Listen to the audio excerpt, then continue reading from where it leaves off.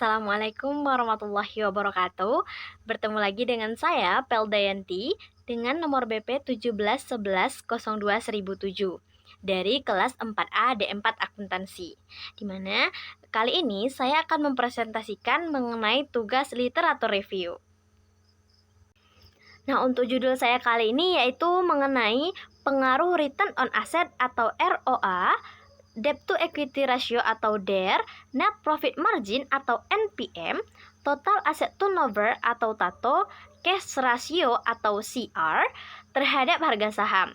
Studi empiris pada perusahaan manufaktur, subsektor industri dan kimia yang terdaftar di Bursa Efek Indonesia pada periode 2013 sampai 2017. Nah, pembahasan kita pada presentasi kali ini adalah yang pertama pendahuluan, yang kedua literatur review yang sudah saya kumpulkan sebelumnya, dan yang ketiga teori, yang keempat kesimpulan. Seiring dengan perkembangan zaman dan teknologi dan komunikasi yang serba instan dan canggih ini, dunia usaha dituntut semakin kompetitif. Keinginan investor untuk mendapatkan return juga semakin tinggi. Untuk itu, perusahaan dituntut untuk mampu beradaptasi dengan perkembangan zaman, sehingga mampu bersaing dan terhindar dari kebangkrutan. Nah, untuk itu, perusahaan akan melakukan berbagai cara agar mampu bersaing dan tetap unggul dalam segi apapun. Salah satu caranya adalah dengan memaksimalkan modal dan meningkatkan kinerja perusahaan.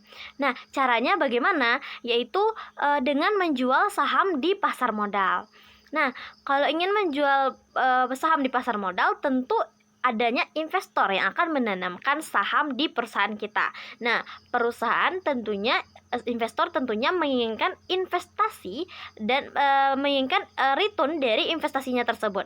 Nah, sehingga perusahaan harus berlomba-lomba untuk meyakinkan investor agar investor percaya terhadap perusahaan tersebut, yaitu dengan cara perusahaan tersebut unggul dari segi apapun.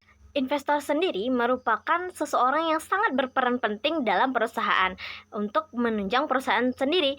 Mengapa demikian? Karena perusahaan jika ingin berkembang, tentu dia harus memaksimalkan modal dan meningkatkan kinerja dari perusahaan tersebut. Untuk itu, modal yang dimiliki oleh perusahaan tentulah harus besar. Nah, dibandingkan daripada harus meminjam ke lembaga keuangan yang tentunya nanti akan berbunga, tentu perusahaan akan lebih mencari celah yang akan menguntungkan bagi dia. Salah satu caranya adalah dengan menarik investor, sehingga perusahaan akan berlomba-lomba untuk menarik investor percaya terhadap perusahaannya. Nah, jika perusahaan telah memiliki nama yang bagus, terus kinerja yang bagus, dan unggul dalam segi apapun, tentu harga sahamnya akan meningkat. Nah, faktor internal yang dapat mempengaruhi harga saham ini sendiri, contohnya seperti return on asset, debt to equity ratio, net profit margin, total asset turnover, cash ratio, earning per share, atau price earning ratio-nya. Nah, perusahaan harus mengetahui apa yang dapat mempengaruhi harga saham di perusahaan tersebut. Nah, berikut merupakan gambar yang bisa kita lihat, yaitu hal-hal yang dapat mempengaruhi dari harga saham sendiri. Nah, pasar modal itu apa gitu? Menurut Undang-Undang Nomor 8 Tahun 1995, pasar modal sendiri merupakan kegiatan yang bersangkutan dengan penawaran umum dan perdagangan efek. Nah, perusahaan publik berkaitan dengan yang diterbitkannya, serta lembaga dan profesi yang berkaitan dengan efek yang diterbitkannya, serta lembaga dan profesi yang berkaitan dengan efek. Nah, pasar modal bukanlah pasar uang, itu berbeda. Nah, berikut gambar-gambar yang hal-hal faktor internal yang mempengaruhi pasar modal sendiri, seperti yang sudah presenter presentasikan sebelumnya. Nah, untuk itu penulis memiliki literatur review dari peneliti sebelumnya sebagai referensi bacaan dan sebagai pedoman serta sebagai patokan dan juga pembanding hasil dari penelitian sebelumnya. Sehingga peneliti berkeinginan untuk melakukan penelitian dengan variabel yang sedikit ditambahkan untuk membuktikan hasil dari penelitian sebelumnya apakah sama atau berbeda. Nah, motivasi dari penelitian ini sendiri adalah ketertarikan penulis terhadap pasar modal dan saham sendiri. Nah, untuk itu berikut beberapa literatur review yang sudah dikumpulkan oleh penulis.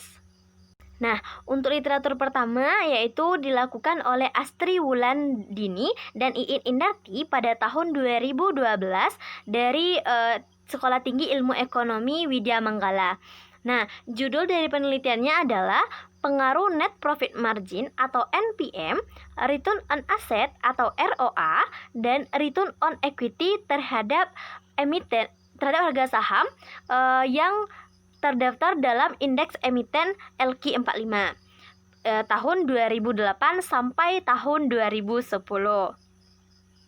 Nah, tujuan dari penelitian ini adalah untuk mengetahui pengaruh net profit margin, return on asset, dan return on equity secara simultan terhadap harga saham yang terdaftar dalam indeks LQ45 tahun 2008 sampai tahun 2010.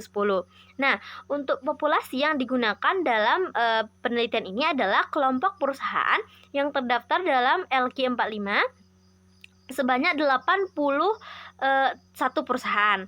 Namun 45 perusahaan merupakan perusahaan teraktif dan berbeda-beda setiap berbeda-beda perusahaan. Sehingga sampel yang diambil dalam penelitian ini adalah sebanyak 19 perusahaan LQ45 yang mempublikasikan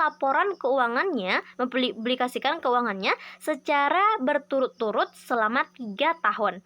Nah, untuk teknik pengambilan sampel yang digunakan adalah purposive sampling, serta metode analisis yang digunakan adalah metode analisis regresi linear berganda. Hasil dari penelitian ini menunjukkan bahwa secara parsial ternyata NPM tidak berpengaruh terhadap harga saham. Dan untuk return on asset sendiri juga tidak berpengaruh signifikan terhadap harga saham.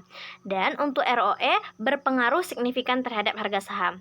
Dan jika dilakukan secara pengujian secara simultan atau UJF, maka dapat ditemukan bahwasanya NPM, ROA maupun ROE ternyata berpengaruh signifikan terhadap harga saham pada indeks LQ45 pada tahun 2008 sampai 2010.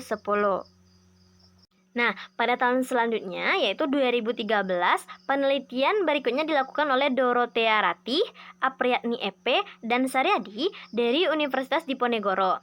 Nah, judul penelitiannya adalah pengaruh EPS per DER ROE terhadap harga saham perusahaan sektor pertambangan yang terdaftar di Bursa Efek Indonesia tahun 2010 sampai tahun 2012. Tujuan dari penelitian ini adalah untuk mengetahui pengaruh EPS terhadap harga saham, pengaruh PER terhadap harga saham, pengaruh DER terhadap harga saham, dan pengaruh ROE terhadap harga saham. Dan juga untuk mengetahui pengaruh EPS, PER, DER, dan ROE secara bersamaan terhadap harga saham pada perusahaan pertambangan yang terdaftar di Bursa Efek Indonesia pada tahun 2010 sampai tahun 2012. Nah, untuk populasi perusahaan yang digunakan dalam penelitian ini adalah perusahaan yang telah go public, perusahaan pertambangan yang telah go public sampai tahun 2012. Nah, untuk sampel yang digunakan adalah sebanyak 38 perusahaan. Dan untuk teknik pengambilan sampelnya menggunakan metode purposive sampling, serta metode analisis yang digunakan adalah metode analisis regresi linear. Hasil dari penelitian ini menunjukkan bahwa earning per share sendiri berpengaruh signifikan positif terhadap harga saham, serta price earning ratio juga berpengaruh terhadap harga saham. Nah, untuk debt to equity ratio ternyata tidak berpengaruh terhadap harga saham. Dan juga untuk return on equity ternyata berpengaruh signifikan positif terhadap harga saham. Nah, jika dilakukan secara simultan, ternyata EPS, PER, DER maupun ROE ternyata berpengaruh signifikan terhadap harga saham pada perusahaan pertambangan yang terdaftar di Bursa Efek Indonesia pada tahun 2010 sampai tahun 2012. Nah, penelitian lain juga dilakukan oleh Khairunisa Mawarni Putri dan Erna Hermawati pada tahun 2013 dari UPN Veteran Jakarta. Nah, judulnya adalah Pengaruh Net Profit Margin dan Pendapatan on Equity Asset pada harga saham perusahaan yang tercatat di Bursa Efek Indonesia pada perusahaan industri periode 2009 sampai 2011. Tujuan dari penelitian ini adalah untuk membuktikan secara empiris pengaruh dari net profit margin dan pendapatan on equity asset terhadap harga saham. Dan bisa kita lihat juga bahwasanya populasi yang diambil dari penelitian ini sebanyak 37 perusahaan, di mana diperoleh 24 sampel dari perusahaan yang memang memenuhi kriteria untuk penelitian ini. Nah, untuk analisis yang digunakan adalah analisis regresi linear, serta untuk pengujian hipotesis menggunakan statistik F dan statistik T. Hasil dari penelitian ini menunjukkan bahwa ternyata net profit margin dan return on asset sendiri berpengaruh tidak signifikan positif terhadap harga saham. Dan untuk variabel lainnya seperti ROE berpengaruh positif signifikan. Nah, secara simultan ternyata net profit margin ini dan return on asset serta return on equity-nya berpengaruh signifikan terhadap harga saham pada perusahaan industri yang terdaftar di Bursa Efek Indonesia periode 2009 sampai periode 2011. Nah, selanjutnya penelitian juga dilakukan oleh Lili Indrawati, Novi Darmayanti, dan Ahmad Syafi'i Syakur pada tahun 2016 berasal dari Universitas Islam Darul Ulum Lamongan. Nah, judul penelitiannya adalah Pengaruh Earning Per Share atau EPS, Return on Equity atau ROE, Return on Asset atau ROA, dan Net Profit Margin terhadap harga saham pada perusahaan properti dan real estate yang terdaftar di Bursa Efek Indonesia periode 2010 sampai 2014. Untuk tujuan dari penelitian ini sendiri adalah untuk menguji apakah pengaruh earning per share, return on equity, return on asset, dan net profit margin terhadap harga saham. Nah, untuk metode yang digunakan adalah metode explanatory research, serta metode analisis yang digunakan adalah analisis regresi berganda. Nah, regresi linear berganda. Nah, untuk itu populasi yang digunakan dalam perusahaan ini merupakan perusahaan yang terdaftar di Bursa Efek Indonesia, tentunya perusahaan properti dan real estate. Sampel yang digunakan adalah sebanyak 58 perusahaan. Hasil dari penelitian ini menunjukkan bahwa secara parsial atau UJT menunjukkan earning per share ternyata berpengaruh signifikan terhadap harga saham. Return on equity juga berpengaruh signifikan terhadap harga saham. Namun untuk return on asset ternyata tidak berpengaruh terhadap harga saham. Serta untuk net profit margin ternyata juga berpengaruh signifikan terhadap harga saham. Nah, jika dilakukan uji F atau secara simultannya, ternyata earning per share, return on equity, return on asset, serta net profit margin berpengaruh signifikan terhadap harga saham pada perusahaan properti dan real estate yang terdaftar di Bursa Efek Indonesia pada periode 2010 sampai 2014. Penelitian juga dilakukan oleh Adriana Kundiman, alumni STI Semarang, dan Lukmanul Hakim, dosen STI Semarang pada tahun 2016 dengan judul Pengaruh Current Ratio, Debt to Equity Ratio, Return on Asset, Return on Equity terhadap harga saham pada indeks LQ45 di Bursa Efek Indonesia periode 2010-2014. Tujuan dari penelitian ini adalah untuk mengetahui rasio keuangan yang diwakili oleh current ratio, debt to equity ratio, return on asset dan return on equity terhadap harga saham.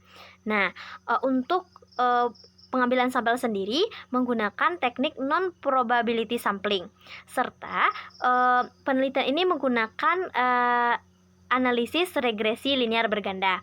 Nah, untuk perusahaan yang dijadikan populasi sampel dalam penelitian ini merupakan perusahaan yang memang konsisten berada dalam LQ45 selama 5 tahun dan terdaftar sebagai LQ45. Dan juga perusahaan yang digunakan juga merupakan perusahaan yang memiliki data yang lengkap sesuai yang dibutuhkan dalam penelitian ini, yaitu ada current ratio, debt to equity ratio, return on asset, dan return on equity. Hasil dari penelitian ini menunjukkan bahwa current ratio sendiri ternyata berpengaruh positif signifikan terhadap harga saham. Dan debt to equity ratio juga berpengaruh signifikan terhadap harga saham. Serta untuk return on asset juga berpengaruh positif terhadap harga saham. Namun berbeda dengan return on equity yang tidak berpengaruh signifikan terhadap harga saham pada harga saham indeks LQ45 di Bursa Efek Indonesia periode 2010 sampai 2014. Pada tahun 2017, penelitian juga dilakukan oleh Riris Novitasari dari Universitas Diponegoro dengan judul penelitiannya yaitu pengaruh current ratio, debt to equity ratio, return on asset, dan return on equity terhadap harga saham. Nah, di mana studi empiris pada perusahaan subsektor telekomunikasi yang terdaftar di Bursa Efek Indonesia pada periode 2013 sampai 2016. Tujuan dari penelitian ini sendiri yaitu untuk mengetahui pengaruh dari current ratio, debt to equity ratio, return on asset, dan return on equity terhadap harga saham. Nah, di mana penelitiannya explanatory dan penelitiannya menggunakan metode teknik purposive sampling. Nah, jumlah populasi dari penelitian ini sebanyak 6 perusahaan. Namun hanya 4 perusahaan yang memiliki kriteria yang akan dijadikan sampel dari perusahaan ini dari penelitian ini. Nah, untuk metode analisis sendiri yaitu metode yang digunakan adalah uji asumsi klasik, analisis regresi sederhana, dan analisis berganda. Nah, berarti jumlah sampel secara keseluruhan yaitu sebanyak 16 sampel karena jumlah sampel dikali dengan lama periode yaitu selama 4 tahun. Hasil dari penelitian ini menunjukkan bahwa return on asset dan return on equity ternyata berpengaruh terhadap harga saham.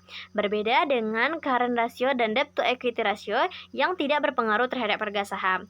Namun secara simultan menunjukkan current ratio dan debt equity ratio serta return on asset dan return on equity berpengaruh terhadap harga saham pada perusahaan subsektor telekomunikasi yang terdaftar di Bursa Efek Indonesia pada periode 2013 sampai 2016. Penelitian berikutnya juga dilakukan oleh Fiona Mutiara Effendi dan Ngetno pada tahun 2018. Berasal dari Fakultas Ilmu Sosial dan Politik di Universitas Diponegoro.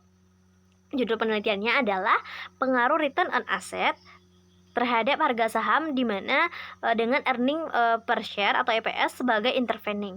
Studi kasus pada perusahaan subsektor tekstil dan garment yang terdaftar di Bursa Efek Indonesia pada periode 2013 sampai 2016. Tujuan dari penelitian ini adalah untuk mengetahui pengaruh dari return on asset terhadap harga saham di mana earning per share sebagai mediator. Populasi yang digunakan yaitu sebanyak 17 perusahaan, namun hanya 15 perusahaan yang dijadikan sampel dalam penelitian ini karena hanya 15 perusahaan yang memiliki kriteria untuk penelitian ini. Nah, untuk tipe penelitian ini yaitu menggunakan explanatory research serta metode analisisnya yaitu menggunakan analisis regresi linear. Nah, data yang digunakan yaitu berupa data sekunder. Hasil dari penelitian ini sendiri yaitu menunjukkan ternyata return on asset tidak berpengaruh signifikan terhadap harga saham. Nah, namun untuk earning per share ternyata dia berpengaruh signifikan terhadap harga saham. Dan return on asset ini berpengaruh signifikan terhadap earning per share. Nah, jika dilakukan juga pengujian secara simultan, ternyata return on asset dan earning per share ini berpengaruh signifikan terhadap harga saham. Namun, earning per share merupakan variabel mediasi penuh dan secara signifikan dapat memediasi hubungan antara return on asset dan harga saham sendiri. Penelitian lain juga dilakukan oleh Pandey Widya Rahmadewi dan Nyoman Abudanti dari Fakultas Ekonomi dan Bisnis di Universitas Udayana Bali pada tahun 2018. Nah, judulnya adalah pengaruh EPS, PER, CR, dan ROE terhadap harga saham di Bursa Efek Indonesia, di mana perusahaan yang dijadikan sampelnya adalah perusahaan otomotif dan komponen. Nah, tujuan dari penelitiannya adalah untuk membuktikan bahwasanya apa pengaruh dari EPS, PER, CR, dan ROE terhadap harga saham. Nah, ternyata populasi yang digunakan dalam penelitiannya adalah sebanyak 12 perusahaan yang dijadikan sampel. Nah, perusahaan tersebut adalah perusahaan otomotif dan komponen, di mana metode samplingnya adalah metode sampling jenuh dan pengumpulan data dilakukan dengan metode observasi non partisipatif. Hasil dari penelitian ini menunjukkan bahwa ternyata terdapat hubungan yang negatif signifikan terhadap earning per share pada harga saham.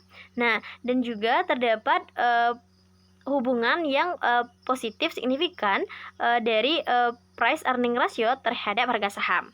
Nah, terdapat juga pengaruh hubungan yang negatif signifikan dari current ratio terhadap harga saham, dan juga terdapat hubungan yang negatif signifikan dari ROE atau return on equity terhadap harga saham pada perusahaan otomotif dan komponen yang terdaftar di Bursa Efek Indonesia. Nah, selanjutnya di tahun 2018 dilakukan juga penelitian oleh Desi Hendriawati berasal dari Fakultas Ekonomi Universitas Muhammadiyah Semarang. Judulnya yaitu pengaruh net profit margin, NPM, return on equity atau ROE, dan manajemen resiko terhadap harga saham, studi kasus pada perusahaan manufaktur bidang industri subsektor makanan dan minuman yang terdaftar di Bursa Efek Indonesia tentunya pada tahun 2012 sampai 2016. Penelitian ini bertujuan untuk mengetahui pengaruh dari net profit margin, return on equity, dan manajemen risiko terhadap harga saham pada perusahaan sektor makanan dan minuman yang terdaftar di Bursa Efek Indonesia. Nah, selanjutnya sampel atau populasi yang digunakan dalam perusahaan ini adalah sebanyak 9 perusahaan, di mana jumlah keseluruhan sampel dikalikan dengan lama penelitian yaitu selama 5 tahun, berarti sebanyak 45 sampel. Dan untuk metode yang digunakan adalah purposive sampling, dengan metode analisis yang digunakan yaitu metode analisis regresi linear. Hasil dari penelitian menunjukkan bahwa H1 atau net profit margin ditolak. Ini berarti bahwasanya net profit margin memiliki pengaruh negatif terhadap harga saham. Hasil yang kedua yaitu H2 itu diterima, atau return on equity berarti memiliki pengaruh positif signifikan terhadap harga saham. Dan H3 yaitu manajemen risiko juga diterima, yang berarti berpengaruh positif signifikan terhadap harga saham yang terdaftar pada perusahaan manufaktur bidang industri subsektor makanan dan minuman yang terdaftar di Bursa Efek Indonesia pada tahun 2012 sampai tahun 2016. Selanjutnya, pada tahun 2019, Taufik Irfan Fardianto juga melakukan penelitian. Dia berasal dari program studi akuntansi Fakultas Ekonomi dan Bisnis Universitas Muhammadiyah Surakarta. Nah, judul penelitiannya adalah pengaruh net profit margin atau NPM, return on equity, dan earning per share terhadap harga saham, di mana studi empirisnya pada perusahaan manufaktur yang terdaftar di Bursa Efek Indonesia periode 2014 sampai 2016. Nah, tujuan dari penelitian ini adalah untuk mengetahui pengaruh net profit margin, return on equity, dan earning per share terhadap harga saham. Nah, metode yang digunakan adalah metode purposive sampling, serta metode analisis yang digunakan dalam penelitian ini adalah metode analisis regresi berganda. Nah, perusahaan yang dijadikan sampel dalam penelitian ini yaitu sebanyak 85 perusahaan yang termasuk ke dalam perusahaan manufaktur yang terdaftar di Bursa Efek Indonesia. Hasil dari penelitian ini menunjukkan bahwa H1 diterima, berarti net profit margin itu berpengaruh positif terhadap harga saham. Nah, H2 juga diterima, berarti menunjukkan bahwa return on equity berpengaruh terhadap harga saham. Dan H3 pun diterima, earning per share berpengaruh positif terhadap harga saham pada perusahaan manufaktur yang terdaftar di Bursa Efek Indonesia periode 2014 sampai 2016. So guys, and the last, penelitian berikutnya pada tahun 2019 dilakukan oleh Poppy Ambarwati, Enas Enas, dan Marlina Nurlestaria, yaitu berasal dari Fakultas Ekonomi Universitas Galuh. Dengan judulnya yaitu pengaruh net profit margin atau NPM dan return on equity terhadap harga saham pada PT Bank Center Asia Tbk yang terdaftar di Bursa Efek Indonesia pada 2007 sampai 2017. Nah, tujuan dari penelitian ini sendiri apa? Yaitu untuk mengetahui apakah pengaruh dari net profit margin, NPM, dan return on equity ini secara parsial terhadap harga saham, serta untuk mengetahui pengaruh secara simultan dari net profit margin dan return on equity terhadap harga saham pada PT Bank Center Asia Tbk yang terdaftar di Bursa Efek Indonesia. Nah, metode yang digunakan dalam penelitian ini adalah metode deskriptif, di mana sesuai dengan apa adanya. Nah, untuk metode analisisnya itu yang digunakan adalah analisis regresi sederhana, analisis regresi berganda, analisis koefisien korelasi sederhana, analisis koefisien korelasi berganda, serta koefisien determinasi uji T dan uji F. Nah, perusahaan sampel yang digunakan dalam penelitian ini adalah perusahaan PT Bank Center Asia Tbk. Hasil dari penelitian ini menunjukkan bahwa ternyata secara parsial net profit margin itu tidak berpengaruh terhadap harga saham. Dan untuk ROE ternyata dia berpengaruh signifikan terhadap harga saham. Namun secara simultannya ternyata net profit margin dan return on equity ini ternyata berpengaruh signifikan terhadap harga saham pada PT Bank Center Asia Tbk yang terdaftar di Bursa Efek Indonesia periode 2007 sampai 2017. Nah, selanjutnya nih kita masuk ke dalam teori yang digunakan dalam penelitian ini. Teori-teori yang digunakan dalam penelitian ini maupun penelitian sebelumnya adalah yang pertama yaitu signaling teori. Nah, untuk signaling teori ini sendiri mengatakan bahwa di mana teori ini membahas bagaimana seharusnya sinyal-sinyal keberhasilan atau kegagalan manajemen disampaikan kepada pemilik perusahaan. Nah, untuk teori yang kedua itu ada teori asimetri informasi, di mana kondisi ketidakkeseimbangan perolehan informasi antara pihak manajemen sebagai penyedia informasi atau prepare dan dengan pihak pemegang saham dan stakeholder pada umumnya sebagai pengguna informasi atau user sendiri. Nah, untuk teori ini sendiri memang digunakan oleh peneliti-peneliti sebelumnya. Nah, untuk teori sinyal sendiri sudah pernah digunakan oleh Lili Indrawati pada tahun 2016, Fiona Mutiara Effendi dan Ngatno pada tahun 2018, Gali Gilang Ramadan Dewantara pada tahun 2018. Nah, untuk teori sinyal dan teori asimetri secara bersamaan digunakan juga oleh peneliti sebelumnya yaitu Adriana Kundiman dan Lukmanul Hakim pada tahun 2016. So guys, kita sekarang masuk ke dalam kesimpulan. Nah, kita dapat menyimpulkan dari beberapa literatur yang sudah penulis kumpulkan, ternyata ditemukan bahwasanya variabel independen yang digunakan dalam penelitian mereka adalah ada net profit margin, return on asset, debt to equity ratio, return on equity, current ratio, earning per share, price earning ratio, serta manajemen risiko. Nah, untuk variabel dependen sendiri yang mereka gunakan yaitu harga saham. Nah, dapat kita simpulkan bahwasanya ternyata peneliti sebelumnya menemukan bahwa NPM secara keseluruhan berpengaruh terhadap harga saham. Namun berbeda dengan yang ditemukan oleh Asri Wulandini dan Iin Indarti pada tahun 2012 ternyata menemukan bahwasanya NPM secara parsial tidak berpengaruh terhadap harga saham, namun secara simultan berpengaruh terhadap harga saham. Begitu pula yang ditemukan oleh Iin Indarti, Indrawati, Novi Darmayanti, dan Ahmad Safi'i Syakur pada tahun 2016. Dan juga sama halnya dengan penelitian yang dilakukan oleh Desi Hendriawati dan Poppy Ambarwati.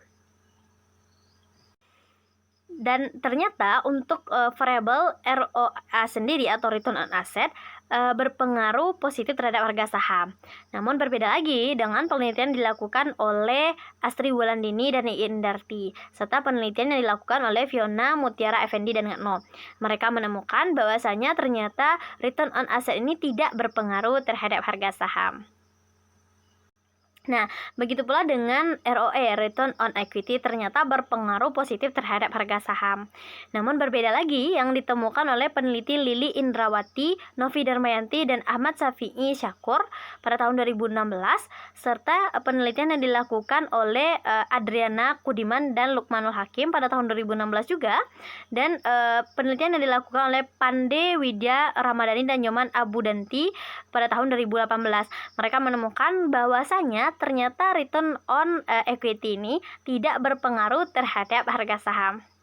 Nah, untuk variable debt to equity ratio ternyata berpengaruh terhadap harga saham. Dan untuk price earning ratio sendiri ternyata tidak signifikan berpengaruh terhadap harga saham. Dan untuk variable current ratio juga berpengaruh negatif terhadap harga saham, serta untuk variable earning per share berpengaruh positif terhadap harga saham, serta variable manajemen berpengaruh terhadap harga saham.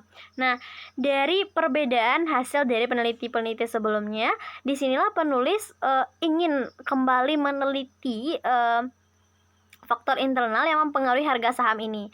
Nah, beberapa perbedaan tersebut membuat penulis membuat judul penelitian yaitu pengaruh return on asset, debt to equity ratio, net profit margin, total asset turnover, dan cash ratio terhadap harga saham. Studi empiris pada perusahaan manufaktur subsektor industri dan kimia periode 2013 sampai 2017.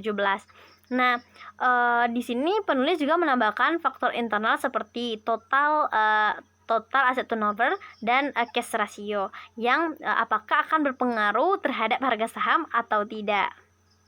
Nah, jadi didapatkanlah gambaran kerangka pemikirannya, yaitu di mana kita melihat bahwasanya apakah pengaruh dari return on asset terhadap harga saham, dari debt to equity ratio terhadap harga saham, yang ketiga pengaruh dari net profit margin terhadap harga saham, yang keempat pengaruh dari total asset turnover terhadap harga saham, dan yang kelima pengaruh dari cash ratio terhadap harga saham. Nah, kelima kerangka pemikiran ini dijadikan hipotesis oleh penulis dan terhadap harga saham. Nah, bisa kita lihat bahwasanya return on asset sendiri menurut Sawir pada tahun 2005 merupakan rasio yang digunakan untuk mengukur kemampuan perusahaan dalam memperoleh keuntungan. Artinya, semakin tinggi ROA maka semakin besar dan semakin baik perusahaan tersebut keuntungannya, dan semakin baik pula perusahaan dalam posisi mengelola penggunaan aset. Nah, untuk DAR sendiri apa gitu? Debt to equity ratio ini merupakan menurut Darsono dan Asari pada tahun 2010 merupakan salah satu dari rasio leverage atau solvabilitas. Nah, rasio ini menunjukkan mengetahui kemampuan perusahaan dalam mengembalikan kewajiban atau utang, terutama khususnya dalam situasi likuidasi. Nah, untuk net profit margin sendiri apa gitu? Menurut Alexandri pada tahun 2008 merupakan rasio yang digunakan untuk menunjukkan kemampuan perusahaan untuk menghasilkan keuntungan bersih setelah dipotong dengan pajak. Nah, untuk total asset turnover sendiri atau TATO menurut Kashmir pada tahun 2008 merupakan rasio yang dipakai untuk menilai perputaran semua aktiva yang dimiliki oleh sebuah perusahaan dan juga menilai berapa jumlah penjualan yang didapat dari setiap rupiah yang dimiliki oleh perusahaan tersebut. Nah, selanjutnya untuk CR sendiri atau cash ratio, menurut Kashmir lagi pada tahun 2012 yaitu adalah alat yang digunakan untuk mengukur sampai seberapa besar uang kas yang tersedia untuk digunakan membayar hutang atau kewajiban. Nah, ketersediaan uang kas ini bisa dilihat dari ketersediaan dana kas dan setara kasnya. Ini bisa kita lihat dari tabungannya ataupun dari rekening giro yang setiap saat bisa ditarik oleh perusahaan. So, yang terakhir dari saya, syukran jazakumullah khair telah menyaksikan presentasi saya pada kali ini. Terima kasih banyak. Sampai berjumpa lagi pada presentasi berikutnya. Cukup sekian dari saya. Wassalamualaikum warahmatullahi wabarakatuh.